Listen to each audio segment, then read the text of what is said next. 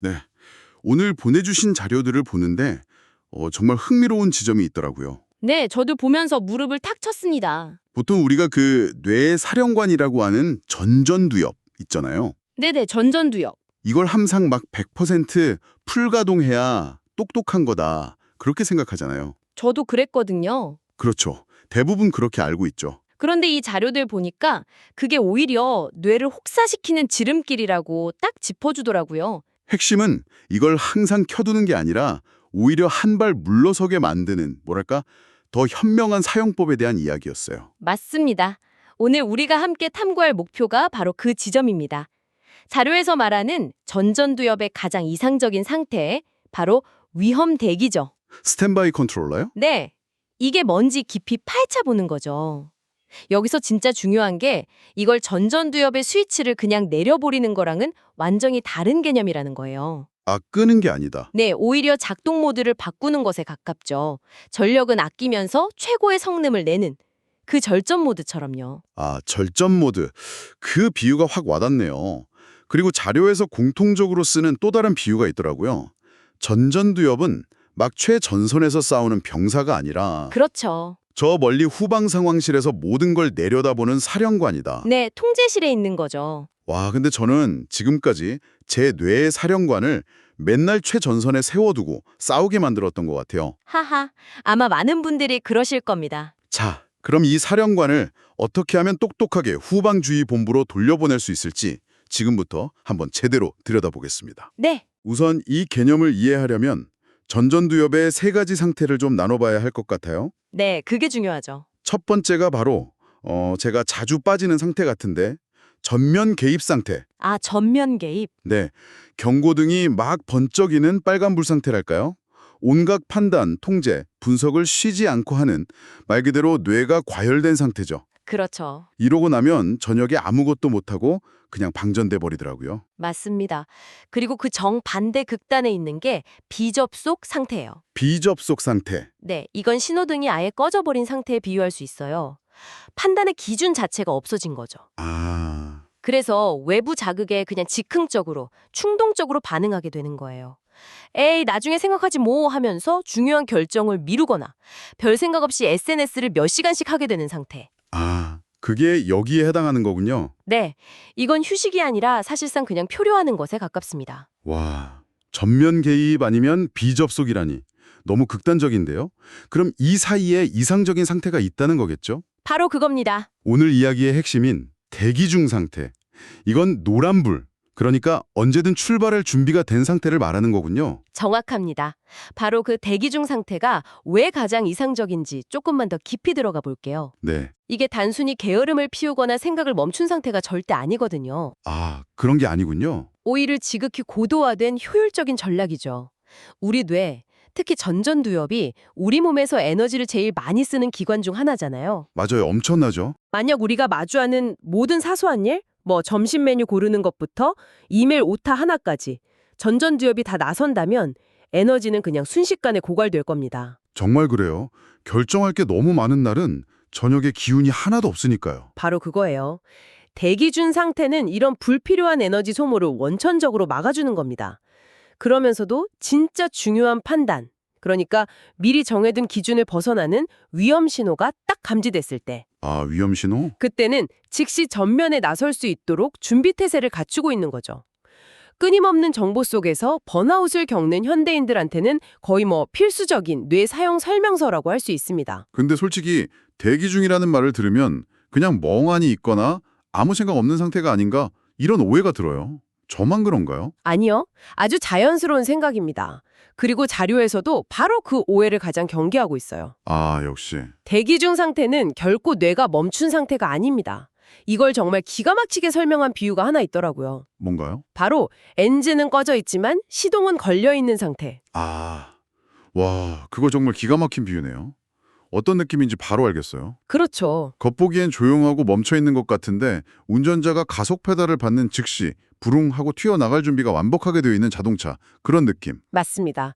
그 상태의 구체적인 특징을 자료에 근거해서 좀 더 풀어보면 이렇습니다.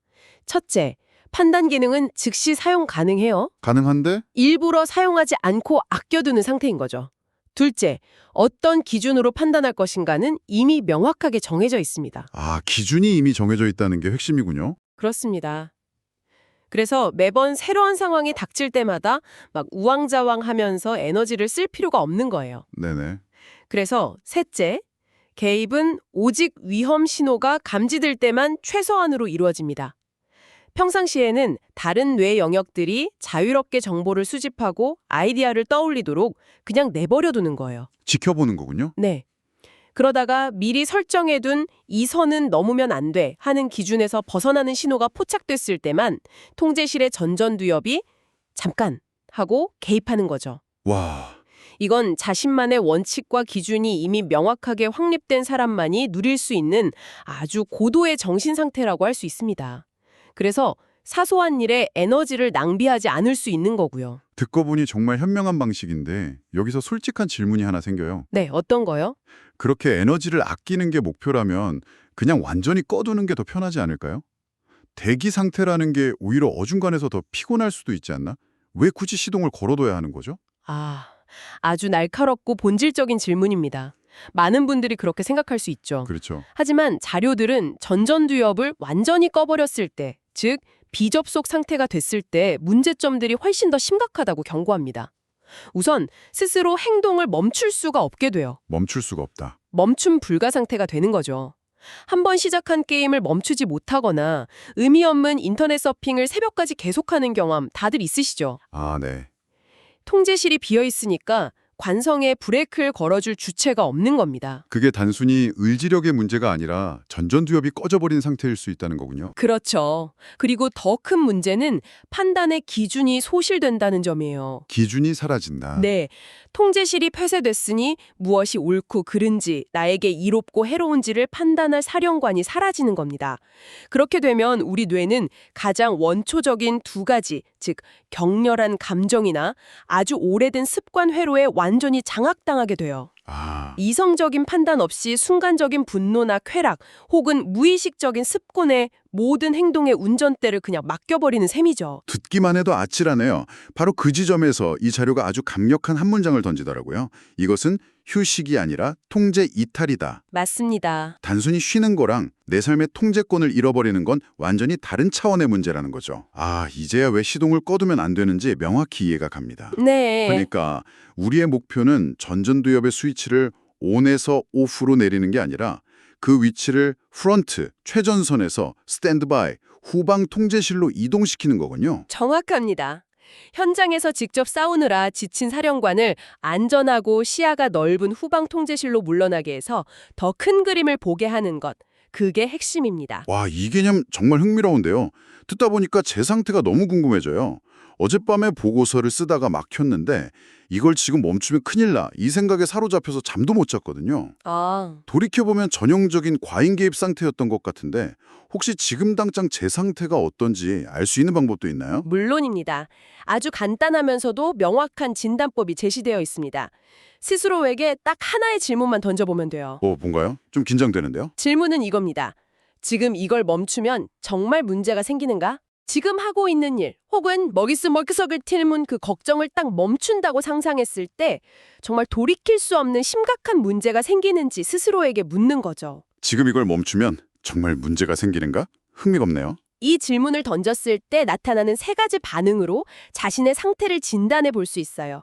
첫째, 질문을 듣자마자 마음속에서 거의 반사적으로 아니요 혹은 별 문제 없는데? 라는 답이 시원하게 느껴지는 경우. 네. 이게 바로 이상적인 대기 중 상태라는 명확한 증거입니다. 판단을 요청받자마자 시동 켜고 대기하던 전전두엽이 즉각 응답한 거니까요. 아, 그럼 반대로 그 질문이 막 부담스럽게 느껴지는 경우도 있겠네요. 생각만 해도 머리가 아픈. 맞습니다. 바로 그게 두 번째 반응이에요. 지금 이걸 멈추면 문제가 생기는가? 이 질문 자체가 굉장히 부담스럽고 생각하기조차 싫은 경우. 네. 이건 이미 뇌가 너무 많은 판단과 분석에 시달려서 완전히 지쳐 있다는 신호, 즉 과잉 개입 상태라는 뜻입니다. 판단 기능의 과부하가 걸려서 더 이상의 판단을 요구하는 질문 자체가 스트레스로 다가오는 거죠. 마지막 세 번째 반응도 있겠군요. 네, 마지막은 질문이 그냥 공허하게 들리는 경우입니다. 아무런 느낌이나 답이 떠오르지 않는 거죠. 멈추면 문제가 생기나라는 질문에 글쎄요, 잘 모르겠는데 같은 막막한 반응이 나온다면 이건 판단 기준 자체가 없는 비접속 상태의 가능성이 높습니다. 아, 통제실이 아예 비어있어서 응답할 주체가 없는 셈이군요. 바로 그거죠. 와, 정말 명쾌한 진단법이네요. 판단을 요청받으면 즉시 명쾌하게 응답한다. 이게 대기 중 상태의 핵심 특징이라는 걸 다시 한번 확인하게 됩니다.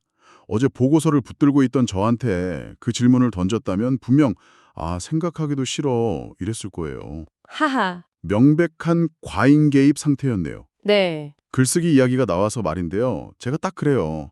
첫 문장부터 완벽해야 한다는 강박에 사로잡혀서 한 줄도 못 쓸 때가 많거든요. 아. 방금 설명해 주신 그 과잉 개입 상태의 전형적인 모습 같은데 이런 창의적인 작업을 할 때 대기 모드는 구체적으로 어떻게 도움이 되는 건가요? 아주 좋은 질문입니다.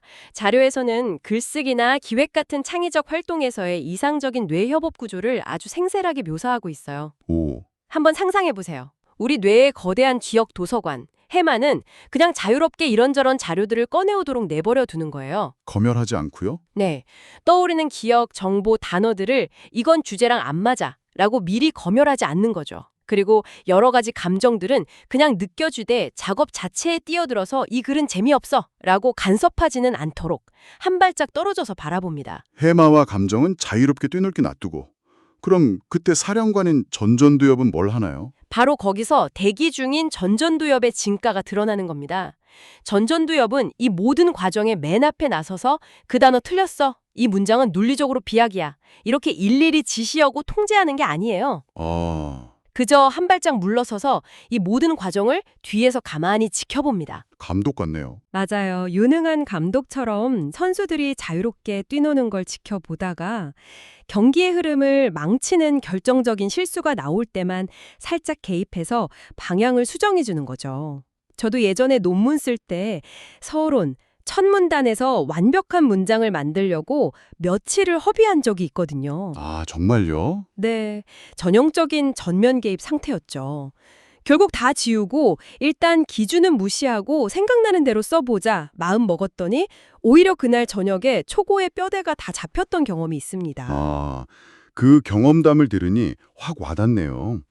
그렇게 대기 중인 전전두엽이 뒤에서 든든하게 지켜보는 상태에서 작업을 하면 정말 놀라운 결과들이 나타난다고 자료에 나와 있더라고요. 네. 우선 문장이나 아이디어가 억지로 쥐어짜는 느낌 없이 아주 자연스럽게 술술 나온다고요. 그렇죠. 과도한 검열과 통제가 없으니까요. 그리고 더 놀라운 건 글의 구조나 기획의 뼈대를 일부러 만들려고 애쓰지 않아도 써내려가는 과정 속에서 저절로 형태가 잡힌다는 거. 맞습니다. 마치 안개 속을 걷다 보니 어느새 길이 나타나는 것처럼요. 그리고 가장 흥미로운 지점이 이겁니다. 결론이 처음부터 정해져 있는 게 아니라 생각의 흐름을 따라가다 보면 나중에 저절로 보인다는 거죠. 네, 바로 그겁니다.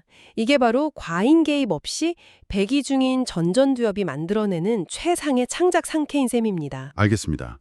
그럼 제가 글을 쓰다가 그런 과잉 개입 상태에 빠진 걸 알아차렸을 때 즉시 대기 모드로 돌아올 수 있는 일종의 비상 탈출 스위치 같은 것도 있을까요? 네, 있습니다.